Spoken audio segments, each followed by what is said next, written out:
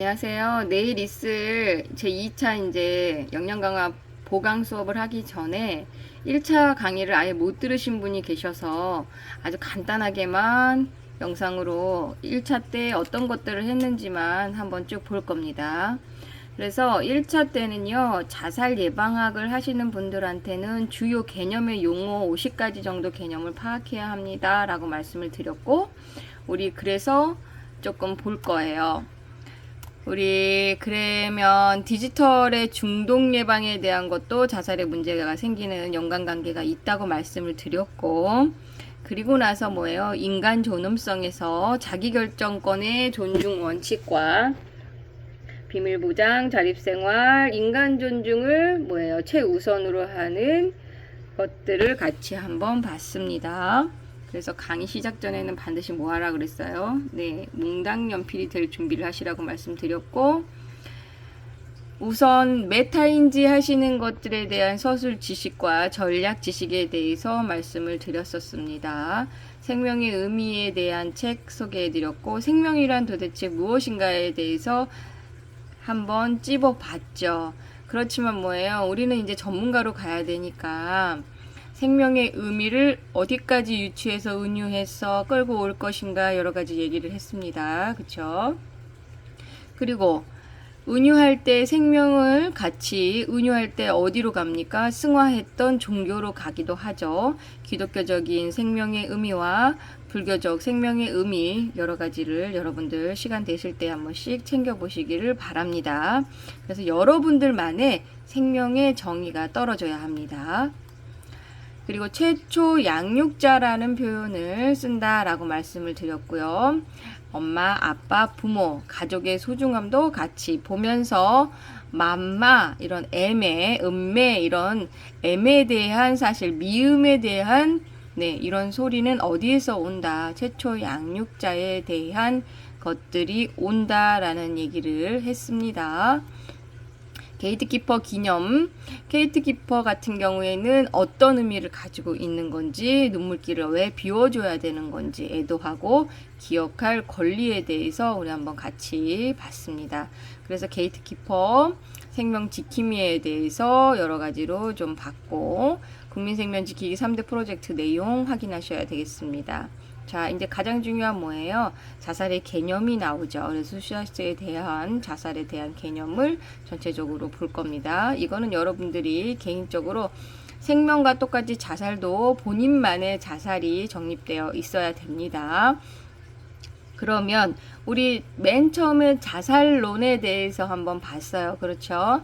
이거에 대한 내용에 대한 거 유튜브 따로 해놓은 거 보셔서 같이 보셔야 됩니다. 그래서 시대 배경부터 항상 봐라라고 말씀을 드렸고, 에밀 드르켐이 어떤 시대에서 태어났고 어떤 혼란기를 겪었겠구나라는 걸 말씀드렸었습니다. 그래서 자살의 종류에 대해서 어떻게 여러 가지 아이고 오타났네요. 자, 이기적 자살, 그렇죠. 그다음에 아노미적 자살, 이타적 자살, 숙면론적 자살에 대해서 여러분들 한번 꼭 집어야 된다라고 말씀을 드렸고, 사회정신과학이고 사회적인 문제 때문에 규명해야 하는 집단현상이다라는 거를 최초에 뭐예요? 개인 정신심리 히스테리 증상으로 자살하는 것이 아니고 사회 구조에 문제가 있고 통계적으로 밝히려고 노력을 했다라는 거에 대해서 뭐예요? 상당히 앞서가시는 분이었다라고 말씀을 드립니다. 그래서 에밀 드르켐의 최종 정리 한번 보겠습니다. 사회적 사실은 개인의 외부에서 개인을 통제하는 힘을 가진 독특한 행위 양식이고 사고방식, 감정 형태로 구성된다. 이게 구성이죠. 구성에 대해서 생각하셔야 되고, 그리고 나서 뭐예요? 사회는 개개인의 합을 초월하는 집합표상이다 라는 말을 했습니다.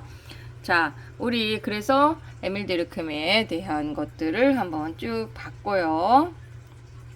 에밀 드르켐이 아미노 이론에 대해서 사회병 이론 거시적으로, 미시적으로, 그 다음에 기능론적으로, 그다음에 갈등론적으로, 상징적, 상호 이론적으로 여러 가지를 좀 봤는데, 여기에서 학교에 가시면 낙인 이론이라는 게 있는데 이런 것들은 뭐예요? 학생들한테 상당히 같이 좀 봐야 되는 규범들이죠.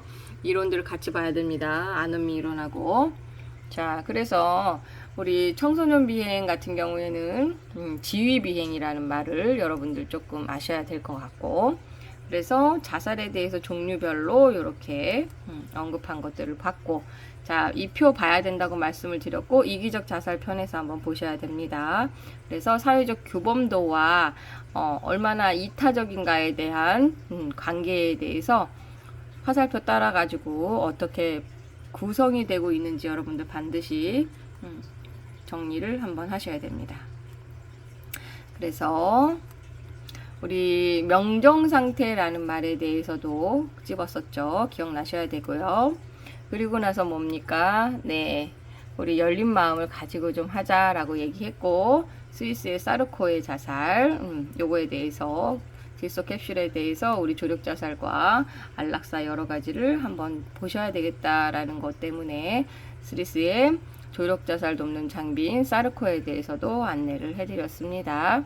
그리고 연명의료 결정법에 대한 내용, 네, 같이 챙겨서 보셔야 되겠습니다. 그리고 나서 뭐예요? 국제자살예방협회에 안내를 해드렸고, 왜 노란 리본이 생겼고, 왜 노란색으로 했고, 작업을 마무리한 다음에 어떤 이벤트 후에 일어나는 자살에 대해서도 말씀을 드렸습니다. 그래서 같이 챙겨 보셔야 되겠고, 그리고 나서 뭐예요? 네, 데이터 줌에 들어가시면 한국생명 존중희망재단 가시면 어떻게 돼요? 통계 전체적으로 좀 보실 수도 있고, 통계청 가셔서 통계 보시는 방법 강의 전에 챙기셔야 된다라고 말씀을 드렸습니다. 그리고 자살관 무의식의 자이해 개념 프로이트하고 같이 해서 네, 말씀을 드렸습니다. 그쵸? 그리고 나서 뭐예요? 신종 자살법에 대한 내용 같이 얘기했고, 그 다음에 심리부검하고, 심리부검이란 무엇이고 원인이 무엇이고 자살 예방 감수성을 키워야 된다라고 말씀을 드렸습니다. 그쵸?